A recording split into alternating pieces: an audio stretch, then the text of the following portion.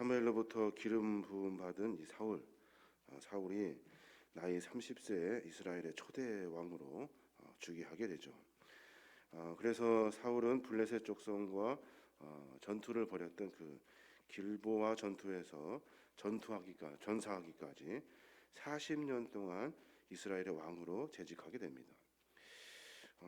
사울은 즉위한 후에 어떤 일을 먼저 하냐면 3천 명 정도 되는 상비군을 만들어요.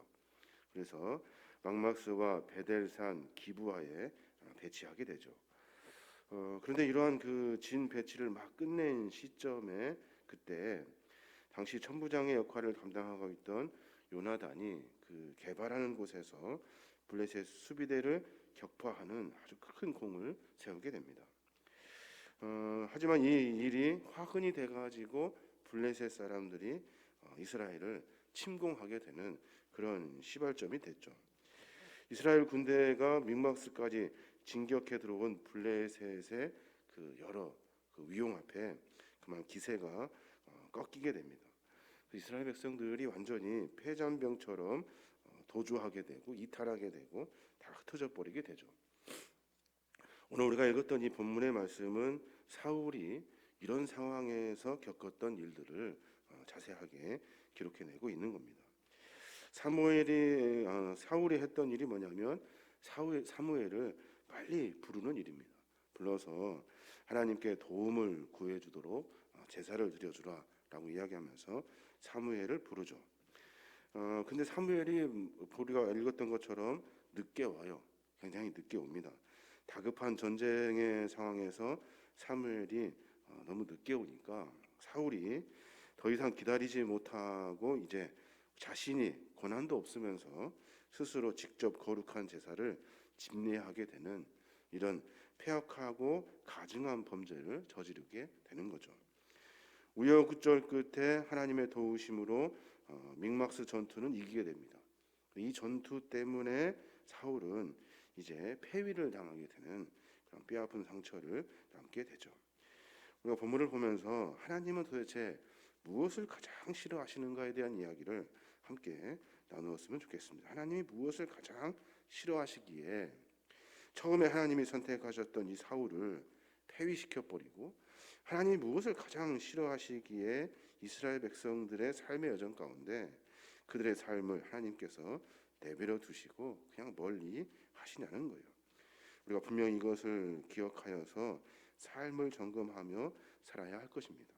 하나님이 무엇을 가장 싫어하냐면 하나님을 바라보기보다는 사람과 환경을 바라보는 것을 가장 싫어하셔요.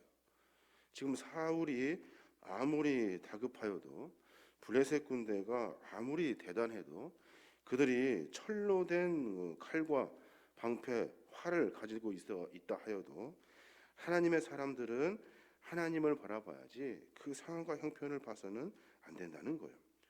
5절의 말씀에 보면 블레셋 사람들의 이야기를 쭉 기록해냅니다. 블레셋 사람들이 이스라엘과 싸우려고 모였는데 병거가 3만이요 마병이 6,000명이요 백성은 해변의 모래같이 많더라. 그들이 올라와 벳아웬 동쪽 mikmak스에 진침해 하고 말해요.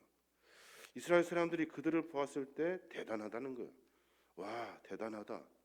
뿐만 아니라 블레셋 사람들은 철로 만든 무기를 가지고 있어요. 이스라엘 사람들이 어떤 이렇게 곡괭이나 아니면 도끼나 이런 여러 농기구들을 정비할 때 그때 블레셋 땅에 가가지고 그것을 해가지고 왔다는 거예요. 그러니 이스라엘 백성들의 손에는 철로 만든 무기가 없어서 그래서 이 블레셋 사람들이 훨씬 더 무서워 보이고 대단해 보였던 겁니다. 이 환경적인 요인 때문에 사람들은 겁을 먹죠. 근데 하나님은 무엇을 가장 싫어하시냐면 우리의 상황과 형편, 환경적인 것이 아니라 그것을 먼저 하나님보다 바라보는 것을 싫어하셔요. 우리의 상황이 아무리 어려워도 신앙인들은 하나님을 바라볼 수 있어야 하는 거예요. 아무리 내 상황이 형편없이 돌아가도 우리가 절대로 놓지 말아야 할 것은 우리 하나님께서 이 상황을 만드셨고 하나님이 이 상황을 만드실 것이고 하나님이 우리를 도우셔서 우리로 하여금 좌절과 절망이 아니라 주 안에서 참된 승리를 맛보게 하실 것이라는 이 시각, 이 시선이 굉장히 중요하다는 거예요. 이스라엘 백성들은 하나님을 섬기는 백성임에도 불구하고 상황 앞에 그냥 다 굴복해 버리고 말아요. 전쟁이 여호와께 속한 것이라고 수도 없이 입술로는 말하지만 전쟁은 가진 무기가 하고 사람이 하고 쪽수가 한다고 이야기하고 있는 거예요. 이런 상황 앞에 하나님은 그들을 내버려 두셔요. 절대로 그 마음을 받지 아니하시고 그 마음 앞에 하나님은 얼굴을 돌려 버리신다는 거예요. 또 하나 하나님이 무엇을 가장 싫어하십니까? 무엇을 싫어하시냐면 하나님의 때를 기다릴 줄 모르는 이 어리석은 인내의 부족함을 싫어하셔요. 하나님의 때를 기다릴지를 몰라요. 오랜 시간 기다리도록 사무엘이 오지를 않아요. 그래서 이스라엘 군대 어떻게 됩니까? 큰 불안에 휩싸이게 되는 거죠. 아마 그들이 지난번에 그 미스바 전투 때 사무엘이 이렇게 번제를 드림으로 말미암아 블레셋 군대를 크게 이겼던 그런 기억을 가지고 있어요. 그래서 사울이 이 위급한 때에 사무엘을 빨리 불러다가 우리가 하나님 앞에 번제를 드리자. 여기까지는 참 믿음도 있고 귀한 일들이에요. 그런데 거기에서 사울이 다급한 마음에 제사 드릴 물건을 가지고 와라 하면서 자기가 제사를 흉내내면서 아무 연고도 없는 자신이 직접 제사를 집내해 버리고 말아요. 사울의 이 같은 행위는 하나님의 제사를 함부로 취급하는 것이에요. 또 하나님의 때가 분명히 있음을 인식하지 못하고 자기가 다급하여서 별 일을 다 하고 있는 거예요. 9절의 말씀에 보면 사울이 이르되 번제와 화목제물을 이리로 가져오라 하여 번제를 드렸더니 라고 말해요. 가지고 와라. 가지고 와서 사무엘이 아니라 내가 하겠다라고 이야기하면서 빨리 끝내버리고 전쟁하러 가자. 지금 그 얘기하고 있는 겁니다. 이 사울의 이 같은 행위 제사를 함부로 취급하고 하나님 보시기에 참으로 가증한 행위가 아닐 수 없어요.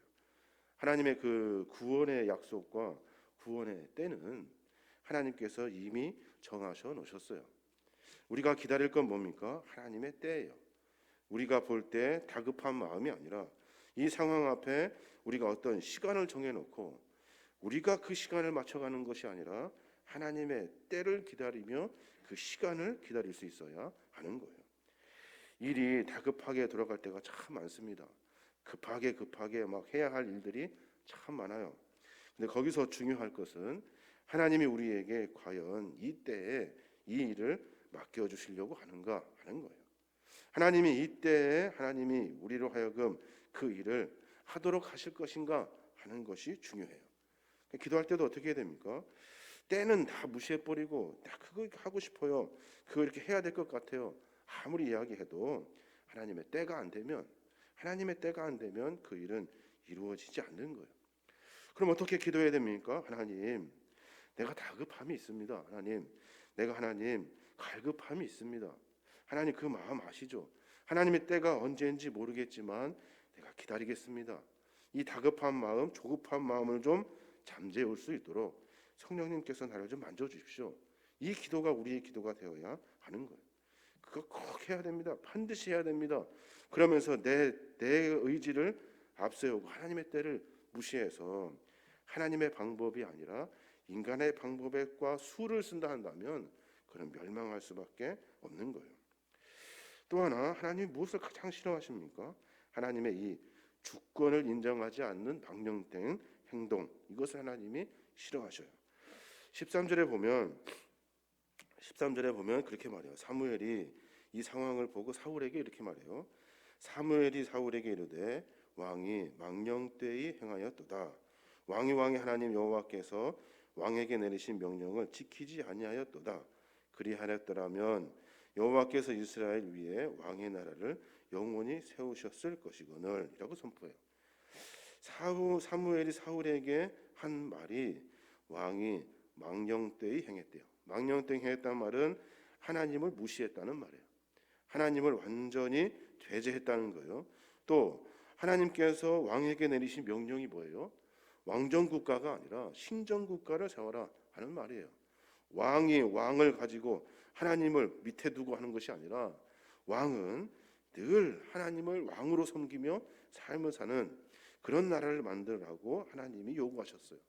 근데 그걸 다 잃어버리고 자기가 어떤 대단한 주권을 가진 것처럼 행사하며 삶을 살고 있다는 거예요. 하나님의 주권을 이 무시한 이 악한 행동으로 말미암아 블레셋 전투에서 하나님은 승리는 하지만 사울의 왕권을 빼앗아 버려요.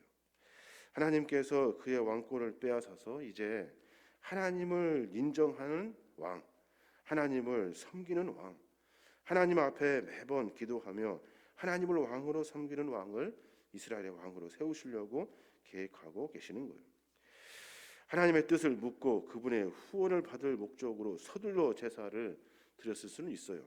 근데 그 뜻, 그 마음을 우리가 분명히 알아야 하는데 인간의 욕심이 앞서게 되는 겁니다. 사울은 지난번에 하나님께서 왕으로 세울 때 그의 참 특징적인 것이 있었어요. 사울은 참 성실해요.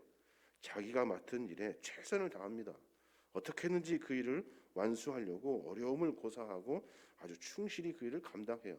근데 지금은 어떻게 됐습니까? 그 일에 자기 욕심이 들어가 버려요.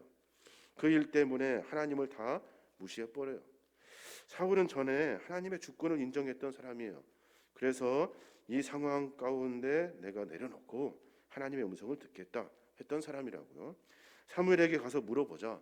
내가 아버지한테 가는 것도 중요하고 암나기들을 찾는 것도 중요하지만 다 접어낸 다음에 하나님이 뭐라 하시는지 들어보자 했던 사울이 지금은 일이 급해가지고 무엇이 일이 급하다고 아무리 다급한 상황이어도 하나님의 주권을 다 무시해버리고 자기의 계획을 앞서게 된다는 거예요. 그러면서 하나님의 주권을 잃어버리고 하나님의 그 거룩한 임재를 완전히 배제하게 되는 그런 어리석은 상황을 맛보게 됩니다. 우리가 살아가면서 수많은 실수와 실패를 하게 됩니다. 그 실패 이면에 살펴보면 몇 가지 원인들이 있어요. 하나는 하나님을 먼저 생각하지 않고 우리 주변 환경과 주변을 의식하며 살 때 그때 우리는 실패하게 돼요. 아무리 우리의 상황이 다급하고 어려운 일이 있어도 하나님을 먼저 생각하고 하나님이 하실 수 있도록 한 발짝 물러설 수 있어야 돼요. 내가 막 앞으로 전진하면 될 것 같죠? 그럴 때일수록 물러나서 하나님께 맡겨야 돼요. 그래야 우리가 신앙 안에서 믿음 안에서 하나님의 안에서 승리를 맛볼 수 있어요. 모든 상황은 시간이 있어요. 하나님의 때가 있다고요. 그 때를 분명히 있다는 사실을 인식해야 돼요. 지금 안 하면 죽을 것 같고 지금 안 하면 어떻게 될 것 같죠? 그런데 하나님의 때가 있다고요. 그 때가 있음을 인식하면 하나님의 주권을 인정하게 되어 있어요. 하나님의 때가 있어서 그렇게 하신다는데 하나님이 그리 하신다는데 우리가 더 이상 무엇을 말할 수 있습니까? 그렇게니까 하나님 내가 지금 다급하니까 하나님의 때가 있지만 내 다급한 마음으로 말미암아 내가 시험 들지 않도록 내 마음을 좀 잡아주십시오. 성령님 내 마음을 붙들어 주십시오 하는 기도가 하나님께 올려져야 하는 거예요. 그래야 하나님의 때 그때 알지도 생각하지도 뜻하지도 않은 내가 상상하지도 못한 하나님의 역사가 우리의 삶 가운데 이루어지게 되는 거예요. 그게 바로 신앙의 승리고 믿음의 승리가 되는 겁니다.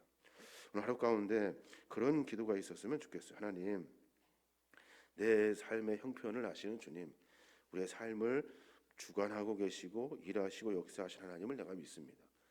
내가 생각하는 것들을 조금 내려놓고 한 발짝 물러서서 하나님께 맡겨드리고 하나님의 주권을 인정하고 다급하지만 하나님의 때를 기다리며 조금 참을 수 있도록 하나님 성령님 내 마음을 좀 만져주십시오 하는 기도가 우리의 기도가 되어야 될 줄로 믿습니다. 오늘 하루 가운데 이런 기도와 고민으로 말미암아 하나님이 우리의 삶 속에서 이루시고자 하시는 거룩한 계획이 우리의 삶 속에서 이루어지고 그것이 우리가 해서 하는 것이 아니라 하나님이 우리를 통해서 하나님의 영광을 위해 우리를 사용하시도록 우리가 내어드리는 그런 신앙과 삶의 모습이 있어야 될 줄로 믿습니다. 오늘 하루 가운데 그런 은혜가 충만하게 이루어지시길 주님의 이름으로 축원합니다.